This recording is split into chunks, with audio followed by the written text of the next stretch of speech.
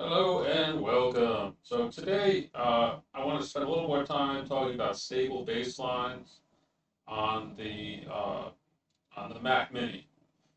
So what did I do today? Let's go over to the desktop, and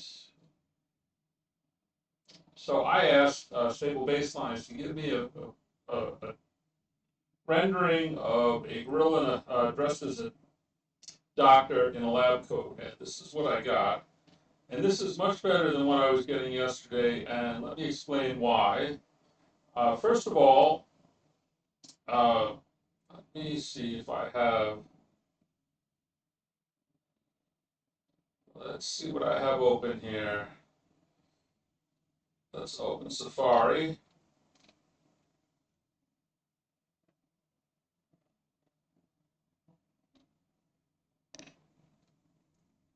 And you can see down here, this is that same article that I was looking at in my last video, down here on replicate.com/blog. The way I found this was a Google search for stable diffusion on a Mac. Actually, it was a DuckDuckGo search. So down here,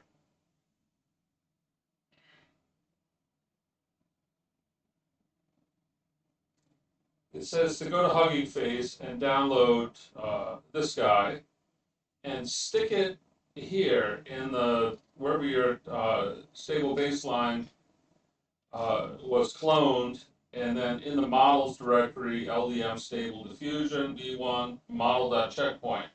So I went in there and shall I explain this? First of all, I went back to the Hugging Face repository and I got the larger model, the one that says SDV1 blah blah blah full. And it's this one is 4 gigabytes, the full one is 7.7 gigabytes. And I downloaded it and I put it in here. I renamed this model.checkpoint into small.model.checkpoint. And the one that's full, I renamed model.checkpoint. So if I go out here to Finder, and I go out here to Code, Stable Diffusion, I've got model.checkpoint. I want to show you the whole path for this. That's down here. Uses barcode, Stable Diffusion, models, LDM, Stable Diffusion version 1, small model.ckpt, and then there's model.ckpt. And you'll see this one is 7.7 gigabytes, and the old one was 4.27 gigabytes. Now, I went in and into my terminal, into my Stable Diffusion virtual environment. Make this large enough so you can see. I'm in this, actually this, I called it LDM.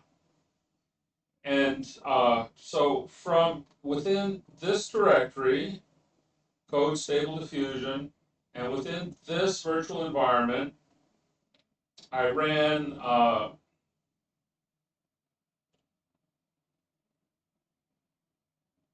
this here with samples equals 1. And I got back a picture of a gorilla, but not dressed in a lab coat as a doctor. And this came back pretty quickly. I think this took about 4 minutes to come back, which isn't bad. But and it looked good. The photo or the rendering of the gorilla was pretty nice. But as I said, it wasn't in a lab coat.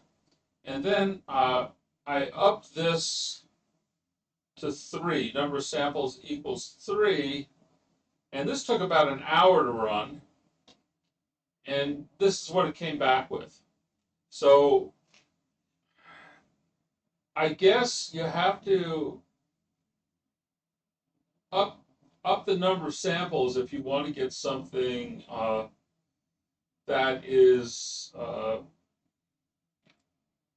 more of what you asked. So I guess it has to go out. It has to find a gorilla sample. It has to find a doctor sample, uh, something like that, and then merges them together. I'm not really sure how it works, but I can see this is a pretty good result. Uh, and I'm impressed that this will run on my Mac Mini with 16 gig of RAM. Uh, this is this small cheap model. I bought it. You can buy these now on eBay used, the 2020 model. I don't know, for $500, $600. So these are pretty good machines for AI. Anyway, that's about it, and I hope you learned something, and like and subscribe, etc., etc. Thank you very much.